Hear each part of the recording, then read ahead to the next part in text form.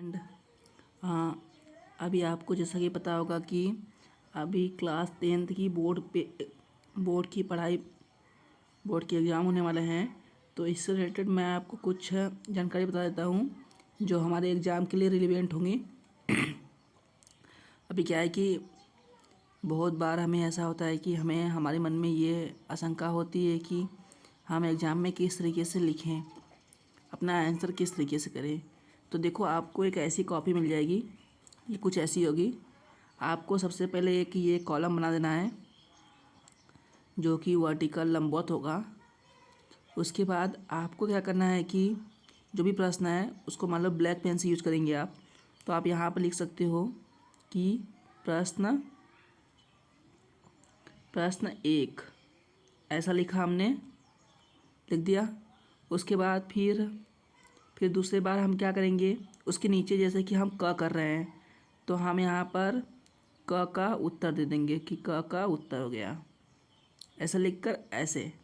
फिर उसके बाद हम यहाँ पर इस जो भी अपना आंसर होगा उस आंसर को हम ऐसे ऐसे फिर लिखते जाएंगे। एक और बात, जब भी हम स्टार्टिंग करेंगे तो हम ये जो लाइन होगी इससे थोड़ी दूरी पर स्टार्ट करेंगे, ताकि हमें यहाँ से शुरू करेंगे ताकि हम जब आंसर लिखें तो वो देखने में सुंदर लगे। शुरुआत करनी है यहाँ से, ठीक। अब यहाँ से हम लिख रहे हैं तो मान लीजिए हमने ये लिखा, ये लिखा, ये लिखा। उसके बाद हमारा आंसर जो आके यहाँ पर ख़त्म हो गया तो हम सिंपल से यहाँ एक खड़ी पाई दे देंगे। हम चिन्हों का पूरा ध्यान रखेंगे, जितने भी विस्मयबोधक चिन्ह होते हैं, जैसे कि एक खड़ी पाई हो गया, कामा हो गया, प्रश्नवाचक हो गया, इन सब चीज़ों का ध्यान देंगे ताकि हमसे व्याकरणिक त्रुटियाँ कम हों। अब हम मान लीजिए दूसरा क्वेश्चन का आंसर लिख रहे हैं। अगर हम दूसरे क्वेश्चन का आंसर लिख रहे हैं तो हम ये ख्याल रखेंगे कि जो ये पहले और दूसरे में जो डिफरेंस हो कम से कम 2 लाइन या 3 लाइन का हो। 2 से 3 लाइन का भी डिफरेंस रखेंगे हम इनके बीच में, ताकि देखो जो एग्ज़ाम कॉपी होती है उसमें पर्याप्त पेज होते हैं। तो आपको ये समझना होगा कि हमें सुंदर लिखना है, हमें नंबर चाहिए अधिक से अधिक, तो ये रणनीति अपनानी होगी।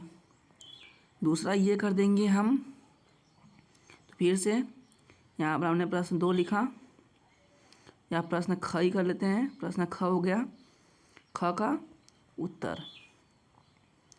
अब हम फिर से वही अपना प्रोसेस, ये अपनी लाइन ऐसे खींच देंगे और अपना यहाँ से शुरू करेंगे, यहाँ से यहाँ चलते रहें चलते रहें चलते रहें। इस तरीके से हम क्वेश्चन करेंगे। अब मान लो कि आपका ये ऐसा हो गया। बहुत बार होता है कि हम इसी पेज में इसको करने की कोशिश करें, अगर नहीं हो रहा है तो फिर हम दूसरा पेज लेंगे। एक और बात, जब भी हम कोई भी प्रश्न स्टार्ट करेंगे, जब भी कोई प्रश्न स्टार्ट करेंगे हम उसको सबसे पहले पेज से स्टार्ट करेंगे, सबसे पहले पेज से। मान लीजिए कि हमें दूसरा प्रश्न 2 करना है, प्रश्न 2 करना है तो हम इसको पहले से स्टार्ट करेंगे। चाहे हमारा अगर कोई छूटा हुआ है ना, मान लीजिए कोई छूट गया, तो हम उसके लिए अपने अनुमान से स्पेस, जितने भी स्पेस हों, 5 लाइन 10 लाइन, उसको छोड़ देंगे, और इस बात का भी ध्यान रखेंगे कि मान लीजिए कि कोई हम बाहरी काम कर रहे हैं, मतलब कि हमें कुछ ऐड करना है, तो अगर मान लीजिए ये दूसरा प्रश्न रहा,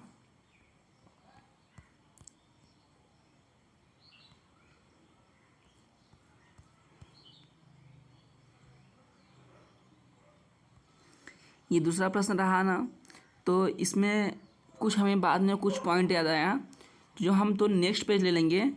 नेक्स्ट पेज पर तो हम ऐसा लिख देंगे, यहाँ पर नीचे लिख देंगे PTO, ऐसा लिख के लिख देंगे कि हाँ इस पर ये रहा।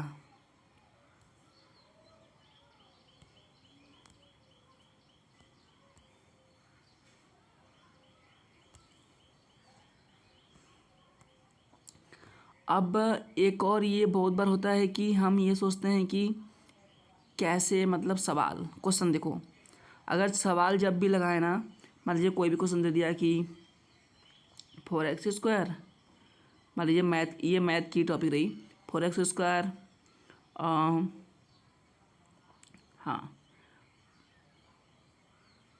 -7x माइनस प्लस रख देते हैं +7 और ये 3, ये रहा =0।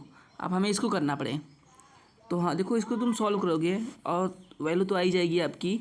जो x की वैल्यू आ जाए ना, उसको वैल्यू, इस वैल्यू को आप ऐसे ब्रैकेट में बंद कर दो, ब्रैकेट में बंद करके यहाँ लिख दो आंसर, कोई भी हो, 2 वैल्यू आ रही, दोनों को ब्रैकेट में बंद कर दो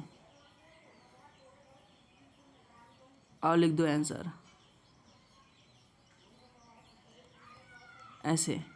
ऐसे आपको शॉर्ट ट्रिक्स अपनाने हैं नंबर पाने के लिए। ये आपको बहुत ही हेल्पफुल होगा। मैं ये एक्सपेरिमेंट कर चुका हूँ, तो आप भी ऐसा करेंगे तो आप और भी नंबर गेन करेंगे। आई होप आपको समझ में आया होगा। Thank you.